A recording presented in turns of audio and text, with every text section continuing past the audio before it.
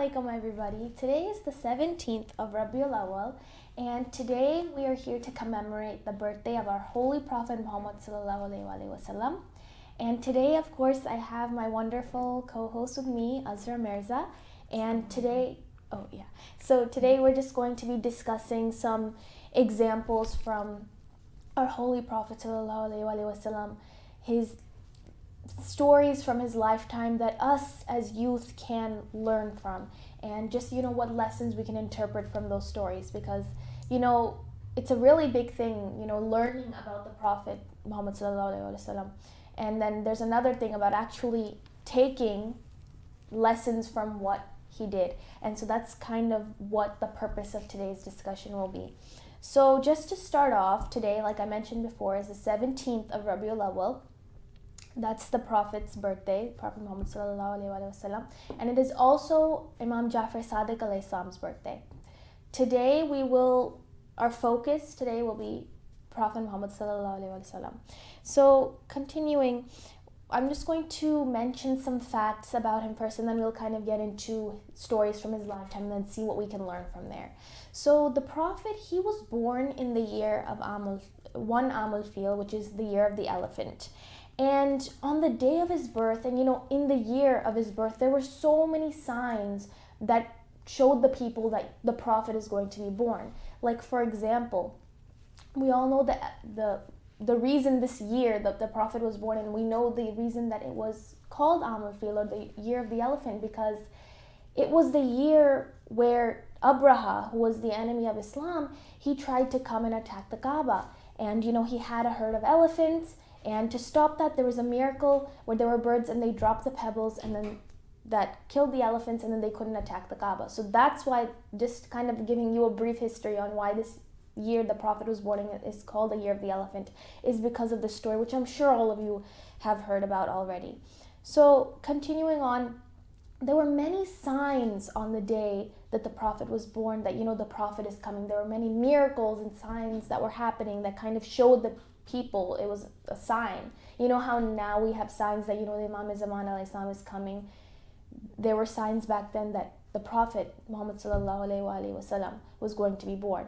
And one of these signs was actually what happened was, there were people during that time that used to be fire worshippers, and there were people that used to be water worshippers. And so what happened is, on the day that the Prophet was born, before he was born, the fire worshippers, they had a huge pit of fire, and that's where they would go and pray. What actually happened on that day was that this fire just blew out, and that was kind of a miracle, that kind of hinted to these people that that the Prophet is coming, that and try to introduce them, that there's a new religion coming.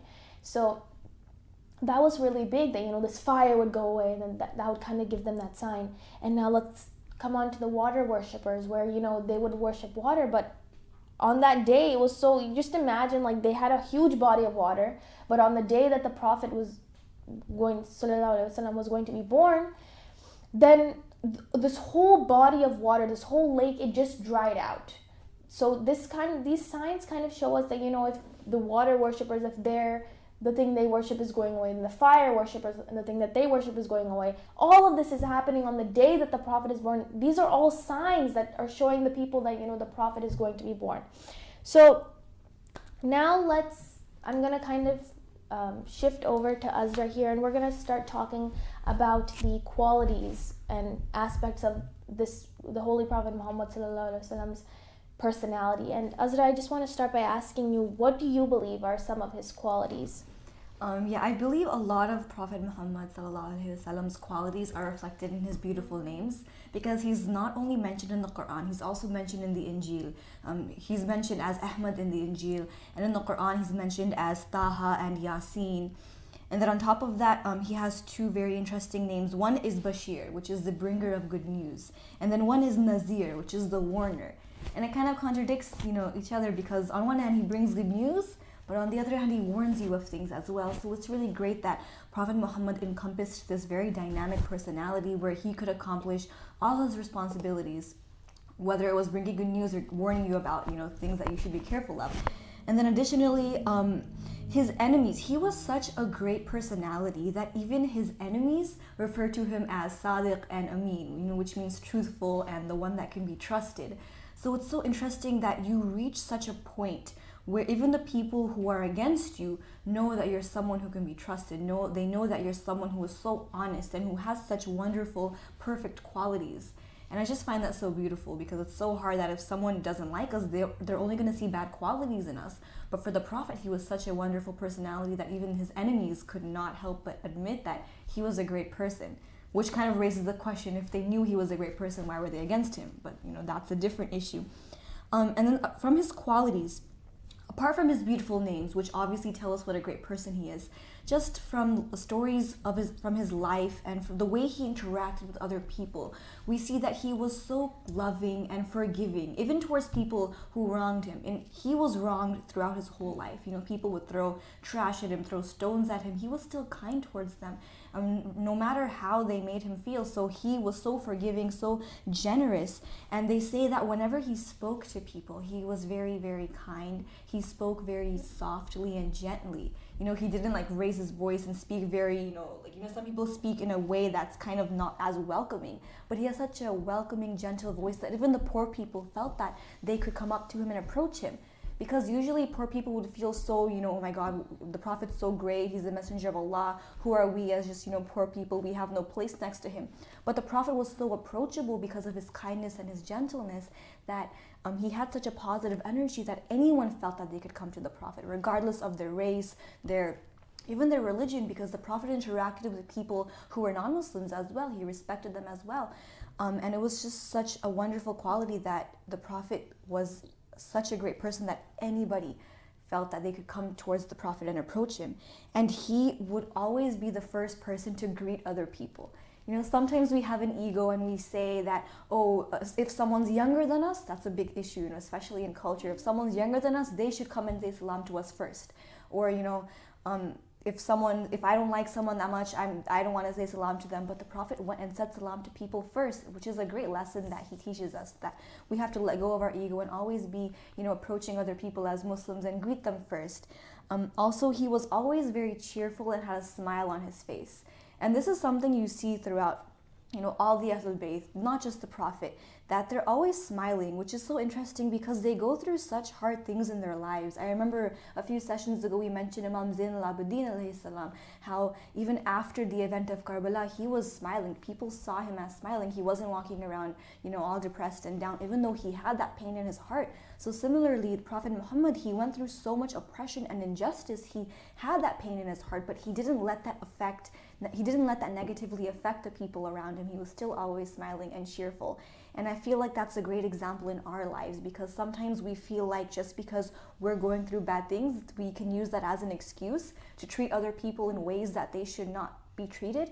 But Prophet Muhammad teaches us that our problems are our problems. We should not let that affect other people. We should not let that affect our relationship with other people. We should always be, put our best foot forward, be kind, cheerful, greet them first, approach them first, and be approachable, and be a good friend towards other people as a Muslim, and just as a human being. Because let me obviously point this out, that Prophet Muhammad was granted prophethood when he was 40 years old. So even before him being granted prophethood, he still had all these great attributes. So being kind is not something limited to being Muslim. It's just who Prophet Muhammad was as a human being, and that's what he teaches us. On top of that, how he treated other people around him, he always treated people as his friends and as people who he respected a lot, even his own servants. So he had servants in his house, and he would come and he would eat with them. He would invite them to come and eat with him, which is so great, because some people during that time especially, they had they had these social classes that if you're a slave or a servant, then you're higher if you own them. But Prophet Muhammad didn't really care about that. He would invite his servants to come eat with them. He would respect them as well, just like any one of his other friends. So that was really great, that something about Prophet Muhammad. And he really, really respected his companions. And you hear that his companions were very diverse. They were not all Arabs. They were not all, a certain type. Though his most famous companion was Salman al-Farsi, right? He was Persian. He wasn't even Arab. And at the time, there was a lot of, Arab pride from the Arab community, and they felt that they were superior to the Persians. So a lot of the times, people would make fun of Salman al-Farsi, that, oh my God, he's Persian, he's not like Arab, he's less than us, he's not that great. But Prophet Muhammad, he took Salman al-Farsi in as one of his family, and you hear that Prophet Muhammad said that, he's from one of us. So the fact that Prophet Muhammad, he disregarded, culture and countries and where you're from, race and all that thing, and he accepts people for who they are because of their level of piety, is something that we should learn and adopt in our own lives. Because alhamdulillah, we have such a diverse community, and we should not let culture or social class or anything get in the way of us treating people with the respect they deserve. And that's something that Prophet Muhammad taught. And there's so many other examples, but those are the few that I wanted to share with you, that in every single word and action that he did and he spoke, he was such a good example for everyone. Even though he lived over 1,000 years ago, we still have so many lessons we can learn from him because of his wonderful qualities. Yeah, Azra, those qualities were really, really, really great qualities that you mentioned. Very interesting qualities about our Holy Prophet Muhammad sallallahu alaihi wasallam. And, just to kind of recap over them, Azra mentioned that, he was the bearer of good news. And so he would bring good news to the people, and at the same time, he would warn them to against doing anything bad. And he played such a crucial role in his society. Like, he is the best of all people. He's at the top. Like, out of all of the prophets that came before him, he's the best prophet. So just understanding a part of his personality doesn't even give us like the whole scope of what he was. He's just so great. And these are some aspects of his personality. And in addition, Azra also mentioned a really good point that, even his enemies trusted him. So an example of this would be, in his time, what would happen was that people would leave their jewelry and leave their prized belongings with other people to trust them while they went on long journeys. So, so then their belongings could be secure. And what often, most of the time actually, would usually happen was that people, whoever they entrusted their goods with, the people would lose the stuff. They would use it to their own advantage, because when these people would come back, then they would say, can I have my stuff back? And these people that they trusted the stuff with, they would say, what stuff? Like, they would act like they didn't even know what they were talking about. So, however, the Holy Prophet Muhammad sallallahu alaihi wasallam, people would trust him so much that, and he would actually, like, when they used to they would purposely leave their stuff with him, because he would always, every single little part of whatever was lent to him, no matter for how long, he would keep all this stuff safe for these people. And so, like Azra mentioned, he had so many good qualities before he was even announced as the prophet. He was mentioned as as-Sadiq, because that means the trustworthy one, because, people would trust him so much that he was given this title even before his prophethood. So we can just imagine, actually we can't imagine, how great of a personality Prophet Muhammad sallallahu alaihi wasallam had, because, he was the trustworthy one. He was the bearer of good news. He gave warnings to the people, and these are, like I mentioned before, these are just small aspects of his personality. We'll never be able to fully understand how great of a personality he had. And just to kind of more elaborate on his personality, that people one time, people would ask him that, if you're the prophet, show us a miracle. And so, one of the great miracles that he did was that, so he showed them, like, he pointed to the moon, and what actually happened was that the moon actually split in two. Like, at this point, if we try to imagine, if we were in the time of the prophet, if you imagine, if we see the moon in the sky, and can we imagine someone pointing to it and it just splitting in two pieces? Like, that's actually something really, really great that we can't really understand, because that it's just such a great miracle, that it's just unimaginable. And these were the kinds of miracles that our Holy Prophet Muhammad sallallahu alaihi wasallam had demonstrated to the people. And so this kind of shows us how great of a personality he was. And when the prophet would walk around, he would have, he was the only person who didn't have a shadow. Usually when we walk around, you have a shadow, right? But the Prophet, he didn't leave a shadow. And in addition to this, the Prophet Muhammad sallallahu alaihi wasallam, he had this fragrance coming from his body, and it was such a great fragrance that, if he was somewhere, people would know that he was there. Like, for example, inshallah, say if the Prophet Muhammad sallallahu alaihi wasallam, if he came to your house and he left, and if someone else came to your house, because of his fragrance, people would know that the Prophet has been here. So that's how great of a personality he was.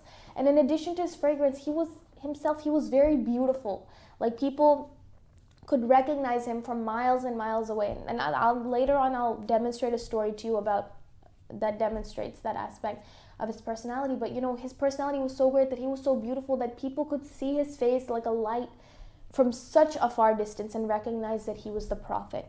So because of these attributes, we can partly, understand how great of a personality our Prophet had. And so continuing on, I want to so the goal today of this program is to discuss how we can learn from the Prophet Muhammad sallallahu alaihi wasallam's examples. And now we're going to talk about some stories from his life that we can actually learn some lessons from as youth and interpret it into our lives. Because our job as youth is not solely just understanding his personality, but it's to interpret his personality and to apply it to our own lives, so we can show his personality in our society today. So now I want to come back to Azra. Azra, do you want to share any story from the Prophet's life? Yes, definitely. I'm going to start by just mentioning a few things about his life that we might all know, but it's good to have a reminder from time to time, because, as humans, we tend to be forgetful, and reminders are always great. So I'm going to talk about some things about his life and talk about what they mean to me personally and how they inspire me in so many different ways. So the first thing that we all know, that he was born an orphan. Meaning his father, Hazrat Abdullah, passed away before he was born. And during that time, if you were born without a father, people kind of considered you an orphan, because in that time, people needed a man to support the family. And the fact that he was born without, a fatherly figure was very, very hard for him personally, because he had to kind of be raised without the blessing of a father, which is something that we can't really imagine if we had to go through ourselves. So that was the first thing. His life started off with a hardship on top of that. But then alhamdulillah, his uncle Abu Talib raised him as one of his own, and that's why Prophet Muhammad still had someone who was close to him like a father. And the story of his marriage was really, really interesting, because Hazrat Khadija was one of the greatest personalities and one of the greatest women ever. So the story of their marriage, we all know obviously that Abu Talib used to work as a trader, and he knew Hazrat Khadija because she was also a very, very profound businesswoman. She was very, very wealthy. She was very, dominant in the business industry at the time, which is really great because she was a woman and she still had that presence. So she needed to import some goods. She needed to send off some goods to Syria, and she needed someone trustworthy to handle that for her, because obviously the goods, it's business, there's money involved, and we needed a trustworthy person. So obviously, who else to call than Prophet Muhammad? So, Abu Talib said, okay, you know what, I will call my nephew. I know him, he's so trustworthy. He can carry the goods for you to Syria. So, Prophet Muhammad said, yes, I'll do that. And he went and he was carrying the goods to Syria. And throughout his journey, the people around him, they got to find out what a great personality he is. He was so wonderful in everything he did, right? Just like Rabab was mentioning, that, like he had that fragrance with him. You could just tell that he was such a wonderful person. So after the business trip, Prophet went and he handled the business in just a perfect manner. He came back. And then obviously Hazrat Khadija was asking others, like, how did the trip go? So everyone was saying that, Prophet Muhammad, he had such great manners, and his honesty was just, like, it was just phenomenal. Like, they did not meet anyone with such manners and honesty like the Prophet. And they said that he had some miracles, that if there was just a little food, just through him, like, he would just kind of like put his hand over the food, or he would just, through the food, like the food would never end. So they would start off with a little food, and it would be enough for like everyone there because of what the Prophet did. So that was a miracle in itself. And then as he would walk, the trees and the rocks would salute him. So that in itself was another miracle, that the trees and the rocks would, send their blessings and their greetings on the Prophet. Even though we considered these as like inanimate objects, like rocks, they would actually greet the Prophet. So the people would tell these stories to Bibi Khadija, and she was so like, in awe because of this. And then through someone else, she sent a marriage proposal, and the Prophet accepted, and that's why we see one of the most blessed marriages took place, and we celebrate their anniversary to this day. And then also I want to mention that I mentioned this before, but the fact that he was granted prophethood at the age of 40 teaches us two things. The first thing that it teaches us is that we shouldn't just have good manners because we're Muslim. Because the Prophet, before he was granted prophethood, before he knew what the Quran was, or who like Allah was, or anything, he had such great manners and such great qualities that even as his enemies trusted him, everyone trusted him. So it just teaches you that even before he didn't have these good qualities just because he was given the responsibility of being a prophet. He had these qualities because it was just who he was as a person. So it kind of inspires us to have these qualities as well in ourselves throughout our everyday lives, not just because we're Muslim, but just because that's something that we should have as human beings. It's something that everyone should have as human beings, even if they're not Muslim. And then lastly, I want to mention that the other lesson that we learned about the fact that he was a prophet when he was 40 years old. The first one was that, he had these good qualities even before he was the prophet. The second thing that we learned is that age is not a limitation. And we mentioned this before when it came to the youth in Karbala, that they were so young and they still sacrificed their lives for Islam. But also on the other hand, Prophet Muhammad at age 40, for most people by 40, they're married, they have kids, like they finish all these things in their lives. But Prophet Muhammad at age 40, he started his whole revolutionary life. He became the Prophet. That's when he started to spread Islam. So we hear all these wonderful stories about him, all the battles he went through, all the miracles he did, everything that he did. It was after the age of 40. So it kind of teaches you that it's never too early or never too late or never too late to start being the best Muslim you can be, to start making a change in your life, to start impacting yourself and those around you. So for the youth, you can take the example of those in Karbala who were so young and they gave up their lives. But for the older audience who's watching this, take the example of Prophet Muhammad and how he started his revolution at age 40. So it's never too late. It's never too late to start, changing your life for the better. And lastly, I wanted to mention a lot of the wars that he went through. And we know that Prophet Muhammad went through so many battles. And I don't think we understand this enough. But when a community goes through a war, the detrimental effects are just like off the charts. We cannot really comprehend the casualties that happen in war. People die, women and children are taken as slaves, people are killed, things are stolen, like money is lost, the land is like torn apart. People are taken as prisoners. Like imagine what happened in Karbala. That one war was so like it left the world in shock. So imagine how many wars the Prophet went through. And his time was even harder because he was bringing about this religion in a time when no one really knew where the Prophet was coming from. These people, for like their generations and generations and generations above them, they were all idol worshippers for like thousands of years. So suddenly they're thinking, okay, who is this man who's bringing up this new religion, and he's telling us there's one God, and this God is not an idol. We can't see this God, we can't touch this God, and we have to just worship him.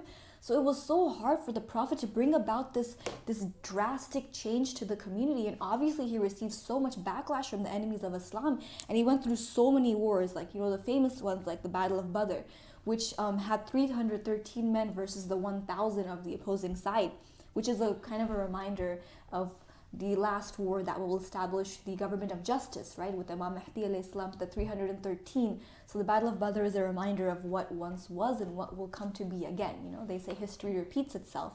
And then you have the Battle of Uhud, you have the Battle of Khandaq, which is very famous because that was when all the followers of the Prophet, they dug this whole trench around Medina, and you have to imagine how hard work that was to build a ditch so big that the enemies could not come. And keep in mind, there were 10,000 enemies. that wanted to come into Medina. So to build a trench to keep 10,000 people away from the entire, perimeter of the city for a month was a big deal, because for 1 month the people were trying to come in. They would try to jump and they would try to come down and, bring ladders up. They tried everything, they could not. So for 1 month, the trench held back 10,000 people. So that just shows the bravery and the strength and the persistence of the Prophet and his followers. So that was a really wonderful story, and we always hear about the story of the Battle of Khandaq. And then we have another famous battle, the Battle of Khaybar, which, Imam Ali was the commander. We hear how he, opened the doors and he defeated the army. So that was a really, really great introduction for people who never knew who Imam Ali was. When he opened those doors, they were wondering, who is this? And then later on they find out that he is, the commander of the faithful. So that was another war. And then you have so many other wars like the Battle of Hunayn, the Battle of Mu'tah, and on and on. And this just shows you that the Prophet went through so much, because every single war had its casualties, had its negative effects, and the Prophet had to deal with that and then go and repeat it all over again, because he had some other enemies that were against him. So the fact that he went through so many wars over and over and over again, on top of establishing this new religion across the world, on top of, taking care of his companions, on top of holding relationships with people of other nations and towns and religions, like his relationships with the Christians and the Jews and all these non-Muslims, and on top of everything that he had to do, he had to handle all these wars and all this hardship. So it showed us that the Prophet was such a hardworking person. Despite all of this, he still never let his hardships bring him down. He still always was positive towards other people, no matter how much they wronged him. So I just find that really, really beautiful, because for us, if one minor inconvenience happens, we're like, oh my God, our day is over, I'm in such a bad mood. But the Prophet, he went through so much, and he was still such a great, positive personality. So it's an example for all of us to have that in ourselves, and to not let any hardships bring us down, and to always come back stronger than ever. Yeah, Azra, the points you made were very, very beautiful and really highlighted very important aspects of Prophet Muhammad sallallahu alaihi wasallam's personality. Like, for example, Azra mentioned that, when there was a little bit of food, he was able to, even though there was a short supply of food, he was able to equally distribute it so everyone could have enough food to fill their stomachs. So these are, these are just aspects that really show the miraculous aspect of his personality. And in addition, something that I wanted to mention before was that, the Prophet himself, he was not like a very, very tall person, right? He was, I don't want to say this, but he wasn't a giant or anything, right? But whenever he stood next to anyone, he would always appear taller than them. So that really demonstrated the tallness, the high level of his personality, that, it was a miracle. No matter what, no matter who he stood next to, no matter how tall the other person was, he would always appear taller than them. So that really demonstrates, how great of his personality he had. And in addition, Azra mentioned that, the trees and the rocks, these inanimate objects, they would salute him when he would walk by. So that really tells us, how great of a personality. Can you imagine someone walking, down the street or anything, and, the trees saying salam to him, or the rocks or some inanimate object saying salam to him? That's something that's really imperceivable to us, right? But our holy Prophet Muhammad sallallahu alaihi wasallam, he was able to do this, that even the non-living things were able to say salam to him. So we can't even imagine how great of a personality that he possessed. In addition, something that we've been saying throughout this whole discussion is that, and that Azra beautifully mentioned in her last speech, that, the Prophet had good manners. He had such a great personality before he even knew that he was the Prophet. So, that just tells us that, him himself, his personality was already great enough. His manners were already great enough before he knew he was a prophet. So, that tells us that, that we innately should have great human characteristics. Like Azra mentioned that, just being kind to others, sacrificing, all of these great personalities, regardless of whether, we're Muslim or not. Of course, all of the viewers here are Muslim, but just saying that, these are traits that everyone should have. And the Prophet, before he was announced a prophethood, he had these personality traits. So these are things as humans that we should have. And also, Azra said that it's never too late to be a good Muslim, And these are just things that we're learning from his personality, that, we really have to appreciate, his qualities and the miracles that he did, and we have to realize that he was the greatest of all people. He's literally the best of all creations. And knowing that, we can really learn these things from his personality. And also, Azra mentioned, a very key trait of his was, he went through so many hardships. Like, he went through so many battles, like the Battle of Uhud and the Battle of Khaybar. Through all of these battles, though, and all of the hate that he got from other people, you can't imagine how much people put hardship on him. But despite that, he was still able to communicate the message of Islam. He continued doing what his job was. He didn't back out even one little bit, despite all the hardships. And now when we're talking about the hardships imposed on him, I wanted to talk about a story. This story, I'm sure that everyone's heard of, but sometimes, like Azra also mentioned earlier, that sometimes we tend to forget things, and it's always nice to reinforce those things. So this story was actually, once upon a time, when the Prophet, he had a neighbor, and what happened was every time the Prophet would come out, then this lady would come and then she would throw trash on him, and this would happen every single day. So let's all just pause and just imagine that if you, every time in the morning when you woke up, when you went to go to school or went to work or whatever, if someone threw something on you, let's just say that it wasn't even trash, if someone threw water on you, if someone threw anything at you, or threw grass or something on you, how would you feel? I personally would be irritated, like, this person has no right to do this to me. And I would complain, or I would do something about it like that, right? And I would let my anger get in the way of what's actually happening. So just imagine yourselves in that situation, like someone just throwing something on you, and every single morning, what would you do about that? And now, coming back to the story, this lady, she wouldn't just throw anything on the Prophet. She would throw trash on the Prophet. Now, first we were just talking about, if anyone threw anything on me, I would get irritated by it. If someone threw trash on you every morning, that you took efforts to get ready in the morning, and, you tried so hard to get ready in the morning, and you were all clean, and you just took a shower, and someone just throws trash on you, and you just expect that every day, how would you feel about it? I would personally, like I mentioned before, I would be very irritated by this. But, coming back to talking about our Holy Prophet Muhammad sallallahu alaihi wasallam, when this lady threw trash on him, he wasn't rude to her, he didn't say anything to her. And so, there came a time where, she would do this every day, but there came a day when she didn't throw trash on him. And so, okay, now let's pause and let's think about us in this situation. If someone's been throwing trash on you every day and one day they don't, I would kind of be thankful that they're not throwing trash on me, right? That, yay, this is the one day I get that they're not doing this to me. However, instead of, being happy about that, our Holy Prophet Muhammad sallallahu alaihi wasallam, he was curious that didn't this lady throw trash on me today? So he was wondering, did something bad happen to her? And he had such a concern for her. Now I can't imagine myself, thinking in like such a high level of thinking that, did something bad happen to that person who was doing this bad thing to me? Like, that just shows how kind and how beautiful his personality was, that he had concern for the people who hated him, his enemies. Like I mentioned before, his enemies would entrust him with treasures, so if we gave something to our enemies, we'd be scared that they would steal it. But his enemies would entrust their belongings with him. So that's how trustworthy he was. Al-Sadiq, he was the trustworthy one, even before he got his prophethood. So coming back to the story that, this lady one day she didn't throw trash on him. So he inquired into this. He went to this lady's house, and he found out that she was ill. And what he did was he stayed with her, and he tried to actually help her get better. And after seeing how illuminating his personality was, this lady, she accepted Islam.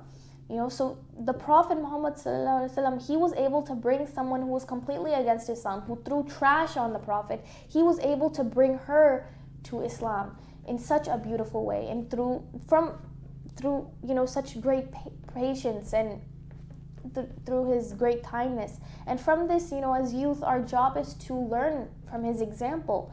And through this example, we can learn is, we have to be kind to other people. And besides that, that's a very basic thing, but, we have to have patience. The Prophet in this situation, he had a great amount of patience. Like, I would get aggravated if someone did that to me, right? And I'm pretty sure most of us would. Like, as humans today, that's probably what we would do. But our prophet, he was on such a high level. He was the best of all people, that even though bad things were happening to him, he was still kind to his enemies. He was still kind to the people that put hardship on him.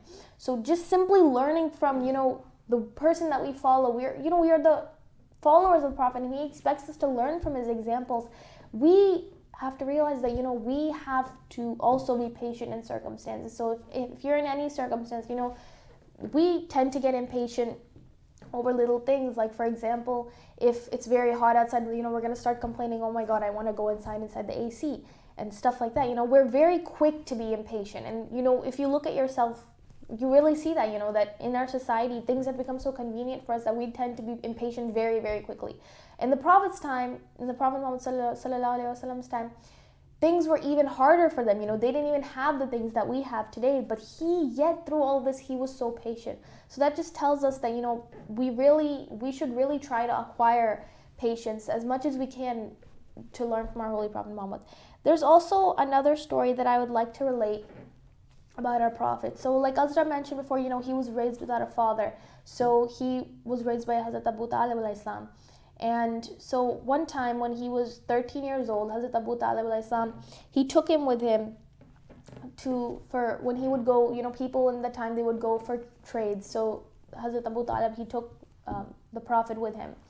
And what happened was, while they were on their journey, they encountered a monk. And what actually happened was, the monk and the Prophet and Hazrat Abu Talib, they were really, really far from each other.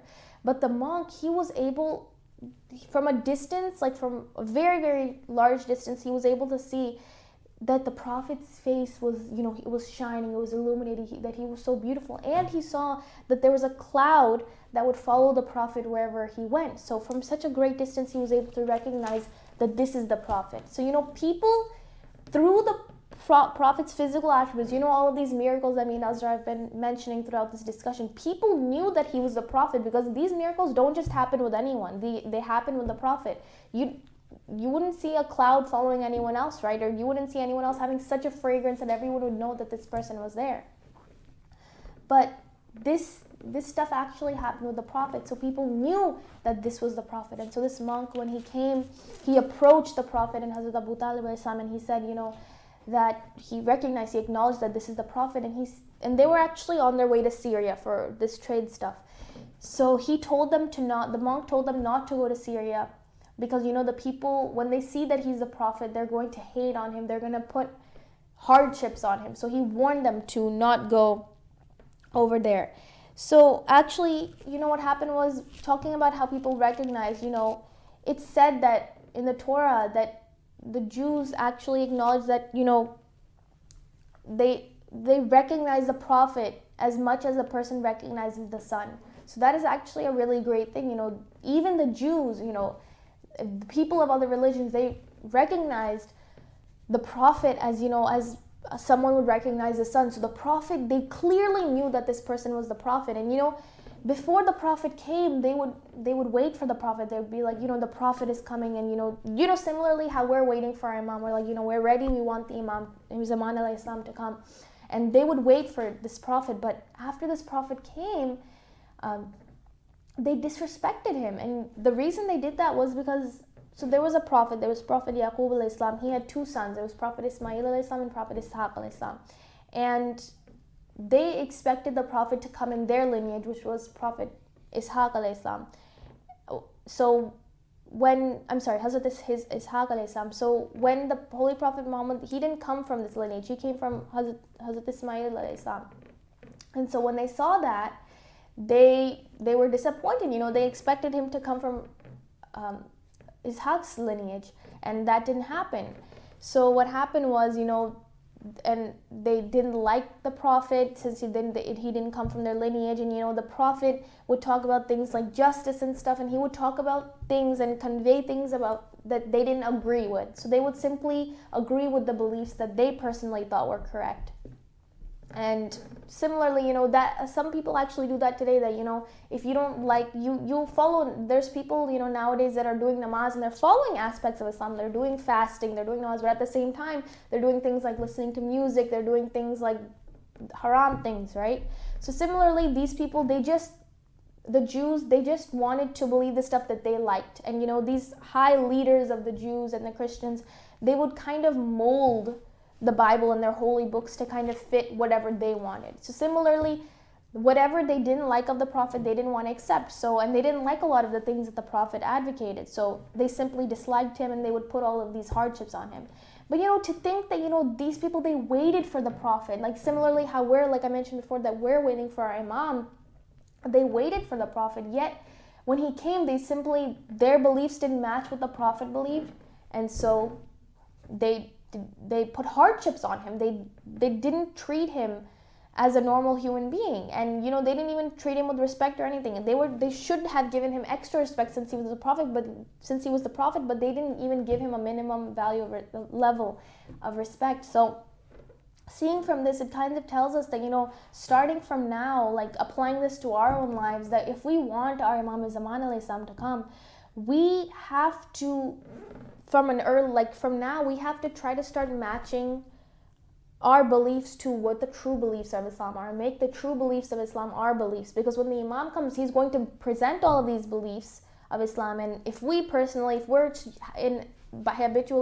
don't agree with those things, and we've just made ourselves accustomed to not believing those things, then we're not going to be ready for the Imam. And believe it or not, we might think we're not going to do this, but we might reject him too. So we never really know. Right now we might be saying, oh, we're waiting for our Imam, and after every majlis, after every milad, we say, we want our Imam to come, we recite dua Imam Zamana. But we really have to analyze, are we actually aligning our beliefs with the true beliefs that he's going to bring? And we have to make sure that we're ready when he comes. So that's also a major takeaway of how we can learn as youth, how we can learn from the Prophet's life. And so coming on, I'm going to come back to Azra. Azra, is there any last comments you want to say about what the youth can learn from his example or anything? Yeah, just very quickly, just a few examples that we can learn. Simplicity is key, because like Rabab mentioned, we are so used to all these convenient things in our lives that we kind of tend to have a lot of things, and we tend to make our lives really complex. But the Prophet lived a very simple life. He had his meals on the ground. He would mend his own shoes. He would wash his own clothes. He was also a very clean person. And he even said that cleanliness is a part of faith. So being clean was so important to the Prophet. We also hear that he spent a lot of money on perfume. So it kind of shows us that simplicity and cleanliness is very important. Also, he did not like pride. He said that Muslims are brothers in religion, and therefore that they should support one another in times of hardship and in all times. So he kind of promoted this unity that we should have amongst ourselves. And also I want to end with two quotes by the Prophet Muhammad that really, really inspired me. The first quote is, "A Muslim is he from whose tongue and hands other Muslims are safe." So to kind of think that you are like a safe space for other Muslims, and you have to think about that in your own life. Are you a safe space for other Muslims? If a Muslim is going through a hardship, does that Muslim feel like he or she can come towards you for help? And if the answer is no, then it kind of teaches us that who we should aim to be. We should change ourselves so that other people can approach us, so that we're approachable like the Prophet was. And lastly, another beautiful quote by the Prophet: "Pay respect to others and be humble towards them, because humility and respectfulness adds to the value of man." So a lot of the times we think that our value is based on our power or prestige, or we have this ego, but truly your value is measured by other things, like your humility, how much you respect others, how much you sacrifice for the sake of other people. So the Prophet is such a wonderful example that he had such a high status. He was literally, he knew this as well. He was the best human that ever existed on the face of the earth, and yet he always treated other people like his equals. He always respected other people regardless of their social class, whether they were servants, whether they were from different countries, whether they were Muslims or non-Muslims. And it was just a great example to never let our ego or never let our status affect who we are, affect how we treat other people. So those are just some things that I wanted to say about the Prophet. Yeah, Azra, those are really beautiful points that you made. And just to kind of wrap up this beautiful discussion that we had about Prophet Muhammad sallallahu alaihi wasallam, that some takeaways that we can acknowledge at this point are, we have to really understand how miraculous, how great of a person he was, and that he was the best of all people. Like, he's the best of all creation. So his personality, has no parallel. He has the greatest personality. In addition, we really have to, in addition to understanding the different, understanding these different stories that me and Azra presented to you throughout our discussion today, in addition to simply understanding these stories, we have to learn from them and apply them to our own lives. For example, number one, we should be patient. Remember how the lady threw trash on the Prophet? Regardless, he wasn't rude to her, he didn't do anything to her. He was very, very patient, and he actually inquired about her when she was ill. So similarly, we have to have patience. Like, that is such a great amount of patience that we can't even comprehend. So we have to at least try our best to be patient in any circumstance that we are in addition to patience, we have to understand that, he was very kind. The Holy Prophet Muhammad sallallahu alaihi wasallam, he was very kind to his enemies. So, even to the people we personally, deep dark inside, we don't like a person, which we really shouldn't. We should try not to dislike people. But if we, for some reason, have this thing towards other people, we shouldn't express that, and we should actually try to forgive other people and be kind to other people and try to take this negativity away from our hearts and try to, if the Prophet, he was able to be open to his enemies. He kept his enemies stuff for them. He was kind to his enemies. So if he can be kind to the people who want to kill him, then we should be kind to just these people that we have slight dislike for whatever reason, and we should be able to forgive them. So, these are just some of the few things that we can kind of take away from our Holy Prophet Muhammad sallallahu alaihi wasallam's personality, as today is his birthday on 17th Rabiul Awal, and it is also, again, it's the birthday of Imam Jafry Sadiq alayhi salam, which today, since they're so, these personalities, they're so great, it kind of took up the entirety of our discussion today. But his personality is also great, and perhaps maybe in another program we could also discuss his personality. But for today, I really want us to understand that we should really take these things away from the Prophet's personality and try to understand how we can apply it to our own lives. And we have to make sure that instead of just constantly saying, we're going to be, I'm ready for the Imam Zaman alayhi salam to come, the people of the Prophet, they thought the same. They thought they were going to be ready and they were excited for him to come, but when the time came, the beliefs didn't match. They disliked what he advocated for. They disliked justice. They disliked things like that. So they put hardships on him. Similarly, we do not, God forbid we ever come into that kind of, we can't imagine ourselves doing that with Imam Mirza, but you never know about circumstances. So we have to try our best to align ourselves with his beliefs so that we are ready for it, truly ready for his coming. And when there are enough people ready for his coming, then he will come. So that's kind of just the takeaways for today, that we really, besides just simply understanding the personality of the Prophet, we have to apply it to our own lives. And it's something we have to, try to think about a new thing you can do every day to improve yourself, and inshallah, kind of evaluate yourself every day, and try to make a good positive change in yourself, because all of us, none of us are perfect. We can always work to improve our personalities.